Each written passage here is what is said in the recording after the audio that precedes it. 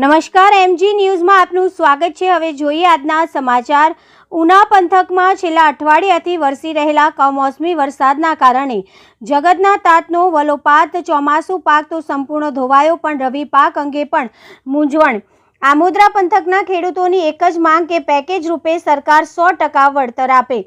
આમોદરા, સુલતાનપુર સહિતના ગ્રામજનોની સહિતી ગ્રામ્ય પંચાયત દ્વારા ઉચ્ચ કક્ષાએ રજૂઆત।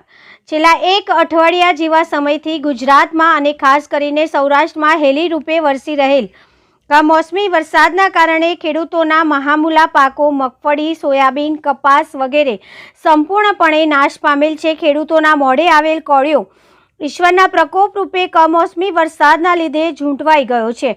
નદી, નાળા અને વોકાળાઓ કાંડાતૂર થઈને ફરી રહ્યા છે, જેના લીધે અનેક ગામો સંપર્ક વિહોણા થયાના અહેવાલો પણ ઉના તાલુકાના સામે આવે છે। ખેડૂતોના ખેતરોમાં મગફળી વગેરે પાકોના ઢગલાઓ અને પાથરાઓ પાણીમાં તણાઈ અને સડી રહ્યા છે।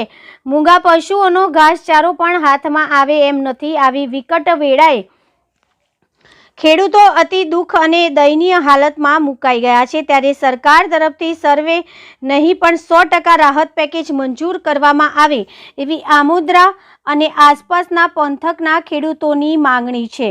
રિપોર્ટર જીતેન્દ્ર ઠાકર। જય હિન્દ, જય ભારત। સાથે જણાવવાનું કે આ ઢીકલો તમે જોઈ શકો છો। આ 25/10 શનિવાર 25/10 શનિવારને પાણી આવેલું છે રાતનું, અને આજે પાછો શનિવાર, એક શનિવાર પેલી તારીખને શનિવાર, આજે અત્યારે પાણી ચાલુ છે। આજે અમે આ ઢેકલો ઢાંકેલો હતો એ જે જોયો અત્યારે, તો આ ઢેકલામાં અત્યારે હાલમાં તમે જોઈ રહ્યા છો કે માંડવી એના કોતળા ફૂટી ગયા।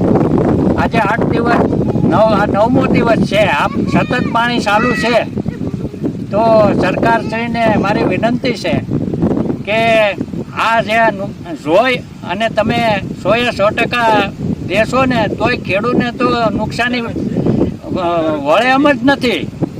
અને આ તો ઠીક, પણ ઘઉંની સિઝને પણ અમે આ ખેડૂત હારી ગયા છે, અને ઘઉંની સિઝને ચૂકી જાઉં અને ઘઉંની સિઝને નહીં લઈ શકીએ, એટલે 100% વળતર આપશે ને તો આ ખેડૂત ઊભા થાય એમ છે।